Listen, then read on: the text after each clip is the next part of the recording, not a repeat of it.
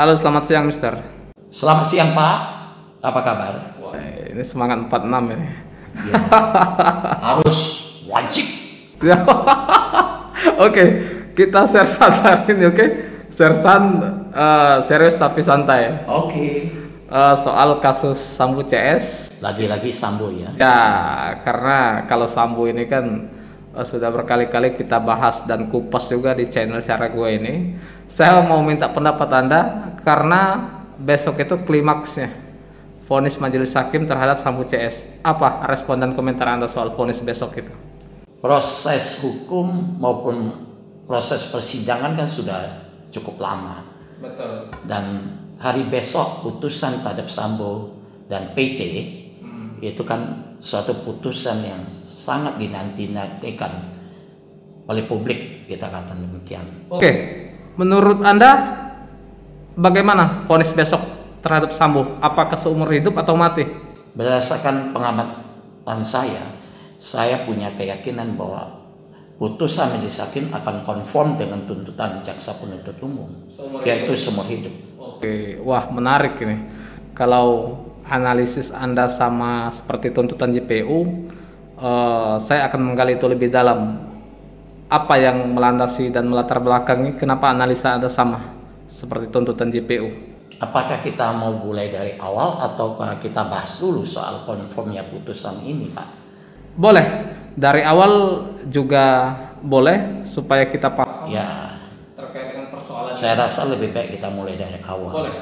Ya, setelah mengamati proses hukum dan persidangan yang cukup panjang bagi kami, saya membagi penanganan kasus hukumnya maupun proses persidangan Sambo CS ke dalam dua panggung. Panggung di depan itu berkaitan dengan respons, tanggapan, kritikan, dukungan masyarakat, termasuk pemerintah dalam ini terhadap Sambo pribadi maupun Barada Eliezer, kalau saya lihat seperti itu. Nah, dari panggung luar kan banyak juga tuduhan terhadap Sambo bahwa dia itu adalah bandar judi online, misalnya dengan skema sebagai bandar judi online, bandar narkoba, dia punya berangkas isi ratusan miliar, ada rekening 100 triliun lebih di rekening banknya Brigadir J, serta dia punya banyak will, antara lain seperti itu. Dan kemudian narasi-narasi yang disampaikan oleh Putri Chandrawati sampai tahap terakhir sebelum putusan masih narasi bahwa dia menjadi korban pemerkosaan yang dilakukan oleh Brigadir J. Tetapi sampai saat ini dia tidak dapat membuktikan. Karena the burden of proof itu ada pada pihak yang mendalilkan atau membuat satu sangkaan kepada pelaku dalam hal ini, sehingga itu merupakan satu ilusi. Yang dari segi panggung belakang bagi saya itu adalah proses persidangan di Pengadilan Negeri Jakarta Selatan, yang mana pada proses persidangan ini yang diperiksa adalah fakta-fakta hukum berdasarkan alat bukti yang ada, baik alat bukti yang disampaikan oleh jaksa penuntut umum maupun pihak penasihat hukum dan para terdakwa itu sendiri. Dari fakta persidangan itu kan yang akan diungkapkan adalah berdasarkan alat bukti, yaitu berdasarkan keterangan saksi, ahli, bukti surat, bukti petunjuk maupun keterangan terdakwa. Bisa saya jelaskan bahwa majelis hakim sebenarnya tidak perlu memperhatikan dan mempertimbangkan reaksi-reaksi publik, termasuk dari para pakar, para ahli, masyarakat biasa maupun pemerintah. Dia seharusnya fokus kepada proses persidangan.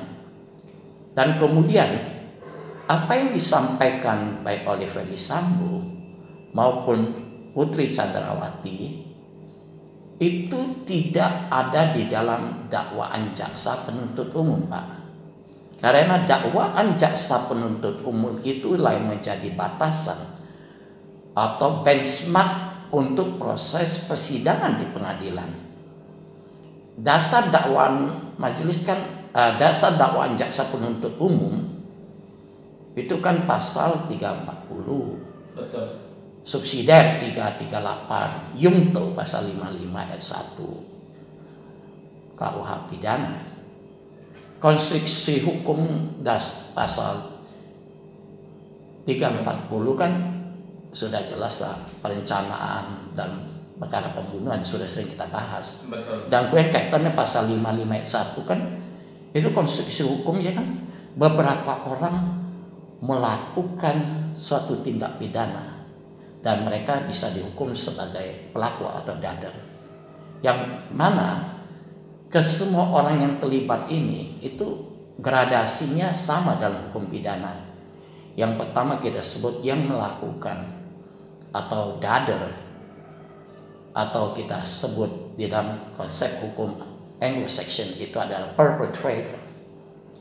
Yang kedua berkaitan dengan peranan yang menyuruh melakukan, don't play her, kita kenal sebagai juga aktor intelektual, atau dalam konsep hukum Amerika itu adalah mastermind. Yang ketiga adalah yang turut melakukan atau turut made play dalam hal ini. Ini sama konsepsinya. Tetapi dalam praktek biasanya aktor intelektual itu yang kita sebut sebagai middle dader itu, dia dalam melaksanakan kehendaknya untuk melakukan suatu tindak pidana dalam inkasu dalam perkara ini pembunuhan terhadap Brigadir J, dia melalui tangan orang lain. Nah, dalam praktek aktor intelektual biasanya dipidana lebih berat dari pelaku dan pihak-pihak lain. Tapi strafmat atau lamanya ancaman pidana yang dijatuhkan itu lazimnya tidak berbeda jauh. Misalnya seumur hidup Sambo, yang lain itu antara 20 paling minim 15 tahun. Oke. Sementara itu dulu saya jelaskan. Menarik. Saya akan sambung pertanyaannya. Kalau misalnya hukumannya seharusnya tidak begitu jauh, anggaplah Sambo seumur hidup, terus yang lain sekitar 20 begitu. 20 paling minim sepanjang Munir rasa keadilan masyarakat itu sekitar 15 tahun. Oke, saya mau masuk ke Baradae. Baradae kan sebagai eksekutornya, dia yang disuruh. Bahkan saya rasa pakar hukum pun terbelah pendapatnya soal Baradae ini. Ada yang mengatakan Baradae harus bebas karena ada alasan khusus yang diatur dalam hukum pidana, kayak alasan pembenar ataupun pemaaf katakanlah. Ada juga sebaliknya, tetap dihukum tapi vonisnya tidak begitu jauh, bukan 12 tahun tuntutan JPU. Itu bagaimana analisa Anda soal itu? Saya dalam hal ini ingin bersifat sangat objektif karena saya tidak punya kepentingan terhadap pihak manapun, termasuk jaksa penuntut umum maupun penasihat hukum. Kalau saya lihat sudah sangat kebablasan banyak pendapat para pakar, ahli hukum maupun publik pada umumnya yang malah menganggap bahwa Baradae itu dibebaskan karena dia hanya merupakan alat maupun robot. Ada yang menyatakan bahwa tuntutan saudara JPU terhadap Baradae itu masih sangat tinggi, bahwa dia adalah penguak dari kasus ini, termasuk adanya amicus curiae yang diajukan oleh 123 akademisi hukum dari lintas disiplin keilmuan. Saya ingin mengajak kita semua berpikir secara logis, rasional. Dalam perkara ini, kita langsung aja kepada Baradae. Baradae termotivasi untuk menembak Joshua karena ada jaminan dari Ferdy Sambo bahwa dia akan backup. Kalau dia yang menembak, dia tidak bisa mendukung atau membackup. Dan kemungkinan besar kami ada janji-janji lain, misalnya menyangkut karir maupun uang. Karena setelah terjadinya pembunuhan ini ada upaya pemberian uang ya, 1 miliar dan HP baru ya. Nah, patut saya sampaikan bahwa yang pertama adalah pada saat dia diperintah menembak, Ricky Rijal sebelum yang diminta untuk menembak terlebih dahulu. Tapi Ricky Rijal kan tidak bisa menyanggupin karena mentalnya tidak kuat. Yang kedua ingin saya sampaikan, Baradae itu pada saat diminta untuk menembak Joshua, dia sungguh-sungguh sangat tidak dalam keadaan overpower. Keadaan adanya satu daya paksa. Yang ketiga, patut diingat pada waktu Ricky Rijal menolak, tidak ada sama sekali upaya dari Sambo untuk menembak Ricky karena membangkang perintah dia, maupun ada penganiayaan. Yang keempat, Baradae ini adalah seorang anggota BRIMOB. BRIMOB itu punya moto Satyaha Prabu, dalam arti jiwa ragaku demi kemanusiaan. Yang kedua, Satya Negara, setia kepada negara dan siap melenyapkan musuh-musuh negara. Nah, kalau kita kaitkan dengan Joshua dan Baradae sama-sama merupakan anggota BRIMOB.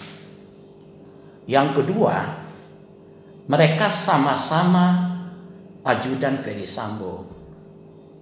Terlebih lagi, mereka berdua itu teman sekamar. Kemudian tidak pernah ada perselisihan antara Joshua dengan Baradae, dan mereka adalah sama-sama Kristen, yang mana ajaran pokoknya kasih. Selalu orang menyatakan dia itu alat. Bagi saya dia bukan alat, dia manusia yang punya jiwa, manusia yang berpikir. Apalagi dia adalah abdi Bayangkara. Saya ingin kasih contoh, Pak. Waktu saya umur 10 tahun aja, abang saya digigit oleh anjing, kena dagingnya. Di rumah itu, zaman kita tinggal di Palembang, disebut kota Bronx ya. Kira-kira umur saya 10 tahun itu berarti 50 tahun lalu. Di rumah banyak senjata, kampak, pisau, kayu, pemukul. Tapi saya tidak membunuh anjing tersebut. Saya pukul, setelah lepas, saya obatin abang saya, anjingnya saya bawa ke dokter untuk periksa ada rabies atau tidak. Terus maknanya apa? Maknanya adalah bahwa yang ditembak maupun dibunuh itu teman sejawat. Dia adalah manusia. Sebagaimana moto seorang BRIMOB, jiwa ragaku demi kemanusiaan. Dan ini dia bukan musuh negara, si Joshua. Bukan musuh negara. Terus penembakan dilakukan 3-4 kali. Bisa nggak Anda bayangkan? Itu tembakan yang penuh kemarahan, kegeraman. Sampai saya menyatakan, Saya sangat tidak sependapat dengan teman-teman yang guru besar maupun pakar termasuk praktisi hukum yang menyatakan dia tidak bisa menganalisis perintah itu. Saya sangat tidak sependapat. Kita tahu bahwa dalam peperangan banyak teman-teman dari baik itu TNI maupun BRIMOB, kalau temannya terluka parah, mereka pasti berusaha menolong, menarik dia keluar dari kancah peperangan dan mengobatin. Tapi itu hilang semua pendidikan, semua jiwa. Kalau menurut saya, Eliezer ini termasuk pembunuh yang kejam dan keji. Makanya tolonglah kita berpikir secara logis, rasional. Jangan terbawa kepada narasi-narasi yang tidak benar. Oke. Kalau misalnya vonis besok bebas, itu bagaimana komentar Anda? Wah, lebih parah lagi. Parah gimana? Parah sekali, Pak. Kalau sampai dia bebas, implikasinya sangat luas. Oke. Luasnya gimana? Saya khawatir ini akan menjadi presiden yang sangat buruk. Bisa saja ada kejadian komandan maupun atasan dalam jabatan dan pangkat apapun juga, dia punya musuh pribadi atau dia punya masalah keluarga pribadi, dia memerintahkan bawahan, kau habisin si X, saya kasih kau uang bla bla bla sejumlah begini, nanti kau akan bebas, ya, kau akan bebas seperti Baradae. Ini satu presiden yang sangat jelek. Terus kita ketahui bahwa proses hukum maupun persidangan itu yang dicarikan, Pak Alun kasih tahu, adalah yang pertama rasa keadilan dan kepastian. Kalau terjadi rasa keadilan, itu pasti ada kepastian hukum. Rasa keadilan bagi siapa? Bagi terutama keluarga korban, bagi masyarakat, kemudian bagi pemerintah. Kemudian juga kalau dia dibebaskan, berarti dianggap ada alasan pembenar. Betul. Alasan pembenar. Kemudian yang lain-lain harus dibebaskan. Setidak-tidaknya Putri, Ricky Rijal, Kuat Ma'ruf, serta para pelaku obstruction of justice yang sudah mau diambil keputusan, dan kemudian mereka yang telah di PTDH Akan dipulihkan. harus dipulihkan ke jabatan semula, pada jabatan-jabatan tersebut telah diisi orang lain. Anda bisa bayangkan tidak betapa luar biasa luasnya kekacauan atau chaos, dan akan dianggap penegakan hukum yang paling buruk itu di sini. Oke. Kalau begitu analisis Anda, menurut Mister, berapa vonis yang cocok dan layak untuk Baradae? Kita tahu kan bahwa dalam penjatuhan stigmat itu biasa dihitung lagi dari yang terberat terlebih dahulu. Misalnya dalam hal ini seumur hidup. Dan dalam konteks hukum pidana, kebanyakan kalau misalkan menjadi alasan-alasan yang meringankan, kita katakan sebenarnya di KUH pidana itu sudah diatur tentang alasan-alasan yang meringankan. Misalnya contoh kasus pohing. Pohing itu kan percobaan dalam tindak pidana, yang mana begitu kehendak ada, tidak selesainya pelaksanaan satu tindak pidana bukan karena kehendak pelaku itu sendiri. Itu adalah sepertiga dari pidana pokok yang terlama, termasuk juga medeplek itu dalam arti memberikan bantuan dalam suatu tindak pidana, maupun yang disebut minder yarhid. Minder yarhid ini anak-anak usia di bawah umur, belum usia 18 tahun, sesuai dengan undang-undang peradilan anak ya Pak. Ini seperti itu. Terus, itu dihitungnya dari situ, dari yang tertinggi. Kalau secara pendapat kami, wajarnya sih 15 sampai 20. Tapi kalau nanti Baradae Kalau nanti, dengan catatan kalau nanti majelis hakim beranggapan bahwa peranan Baradae dianggap signifikan maupun substansial dalam proses persidangan perkara ini, kalau dia beranggapan dan permohonan dia sebagai justice kolaborator itu diterima. Sebenarnya simple, Mister. Jadi begitu banyak alasan kalau misalnya memang bebas vonisnya. Ada juga yang mengatakan kasus ini tidak akan terungkap ke publik kalau misalnya Baradae tidak bicara. Itu bagaimana Anda melihatnya? Saya sangat tidak sependapat karena saya pernah menangani kasus pembunuhan berencana juga maupun kasus-kasus lain yang terjadi. Mungkin kita ingat, saya urut dulu dari kasus Munir, Margaret, dan Jessica. Dalam perkara Munir, Margaret, dan Jessica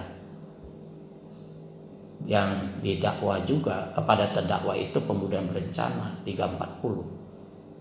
Tidak ada saksi yang melihat secara langsung bahwa untuk Munir ya, bahwa Polikarpus itu menaruh racun di makanannya Munir.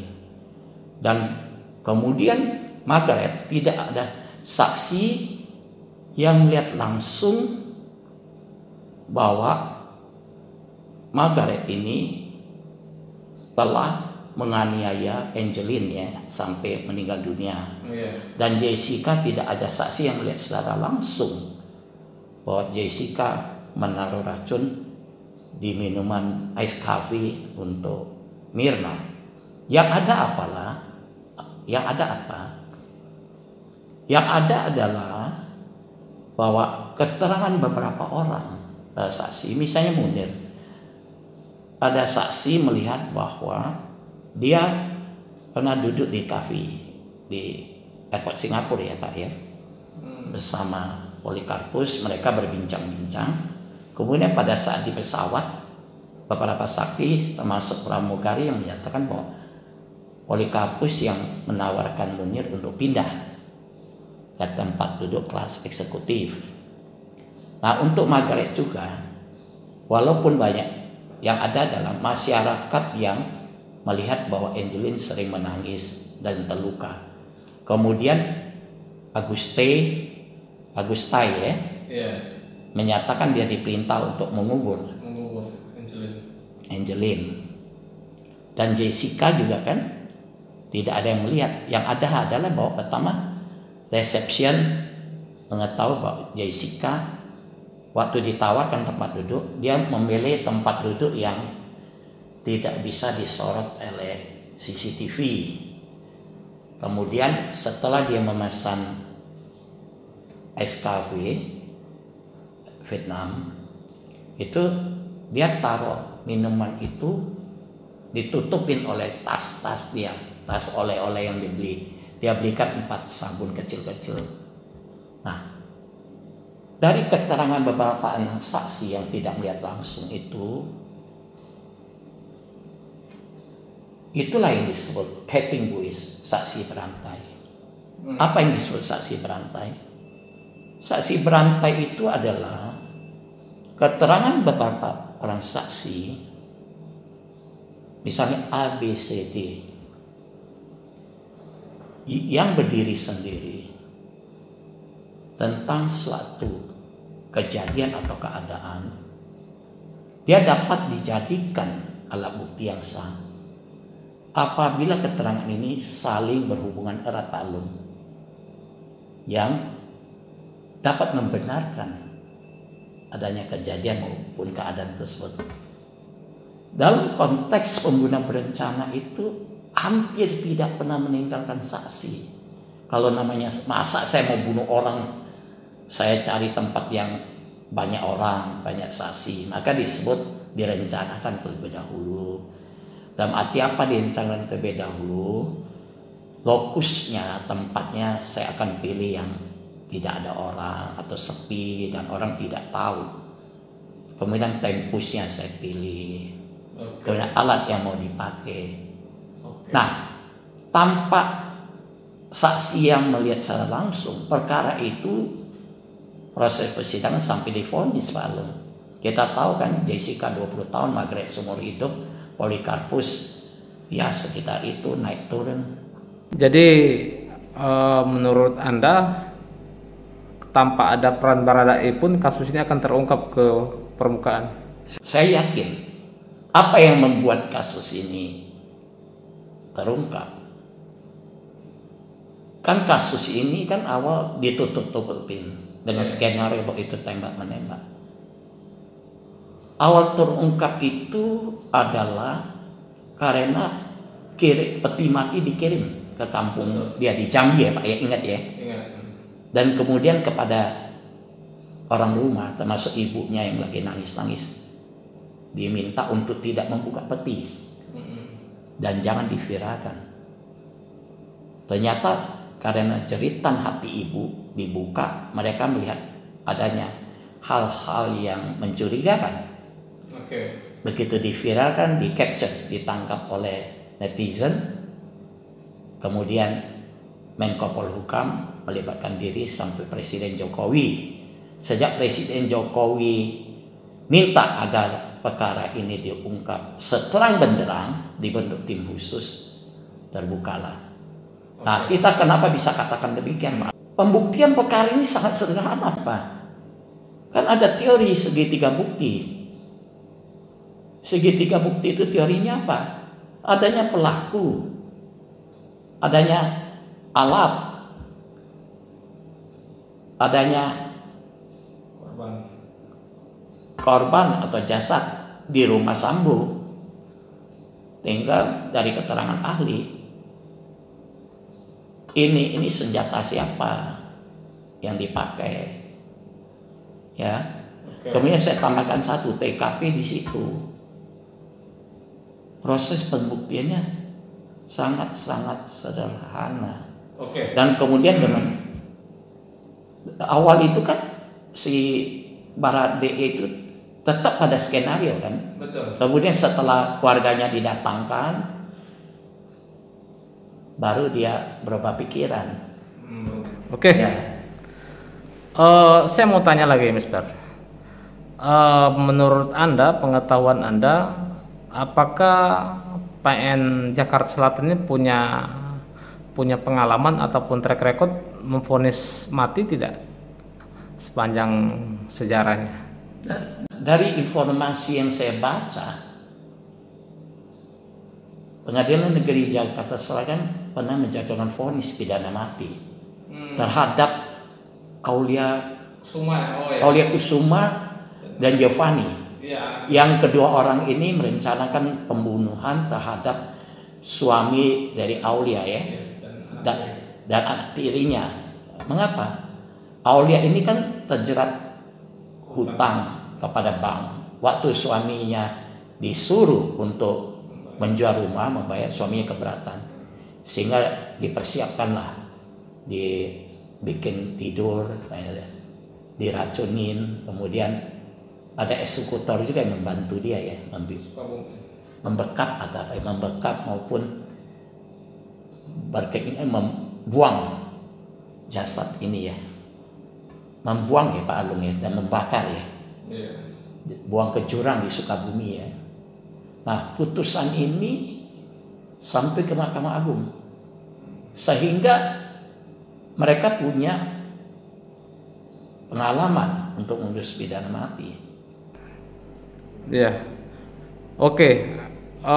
Saya juga baru ingat, memang ada kasus itu ibu dan anak sama-sama divonis mati, kemudian dua eksekutor yang membantu membawa jenazah yang mau dibuang ke Sukabumi itu divonis seumur hidup. Itu berarti kan deal naming ya. Deal naming, betul. Metode deskap. Ya. Mungkin mereka dianggap turut serta melakukan. Ya. Sehingga disparitas putusannya itu tidak terlalu jauh. Betul. Mati, pidana mati dan seumur hidup. Ya. Harusnya begitu berarti menurut Anda kasus Sambo ini. Ya Sambo ini kan kalau dianggap bahwa Baradae ya, adalah dader atau perpetrator, seharusnya pidananya tidak jauh 20 sampai 15, termasuk kalau PC maupun Ricky Rijal, Kuatmaruf. Karena dalam keturutsertaan di Mededades Cup itu gampang sekali. Mereka masing-masing menjalankan peranannya. Misalnya ginilah, saya konstruksikan dulu Pak ya, yang melakukan. Kemudian PC ini sebenarnya bisa kena karena keterangan-keterangan bohong dia, kayak ucapan dia bahwa dia diperkosa itu memicu kemarahan Sambo, sehingga Sambo memakai tangan orang lain sebagai metode untuk melakukan pembunuhan terhadap Brigadir Joshua. Kemudian peranan Ricky Rijal mengetahui tapi tidak melaporkan. Kuatmaruf juga Ricky Rijal juga mengamankan senjata Joshua. Kuatmaruf menutup pintu keluar untuk itu. Karena apa? Dalam perkara Mededades Cup ini kerjasama itu tidak perlu diperjanjikan Pak. Tidak ada. Apalagi Pak? Terus saya akan tanya sedikit soal Sambo, yang saksi alibi kalau nggak salah itu kan. Maksud Anda bertanya tentang alibi? Alibi, soal alibi, karena masih ada teman-teman yang mempertanyakan alibi itu maksudnya apa. Kemudian di YouTube kita sebelumnya ada juga yang bertanya langsung kepada saya, tolong dong dibahas soal PCR Sambo. Kemudian kan itu kan ada juga yang saya sudah paham kira-kira. Saya mesti sedikit ulangi lagi. Jadi apa yang saya lihat ini selama ini, nota pembelaan BDP Penasihat Hukum Sambo dan PC maupun pembelaan dari diri mereka pribadi tidak menjawab kepada substansi dari dakwaan jaksa penuntut umum. Dakwaan itu kan pembunuhan berencana dan keturutsertaan. Harusnya pembelaannya adalah bahwa dia dengan fakta-fakta serta alat-alat bukti membuktikan bahwa dia tidak melakukan pembunuhan berencana. Strategi awalnya yang dia persiapkan adalah bahwa pada saat terjadinya tembak-menembak, kita ketahui pembunuhan, dia itu tidak berada di tempat kejadian, dia sedang melakukan PCR. Itulah yang kita sebut alibi. Pengertian ini, pada saat terjadinya satu peristiwa pidana, pelaku tidak berada di tempat kejadian, ataukah pada saat suatu tindak pidana sedang dilakukan dia tidak ada di tempat kejadian.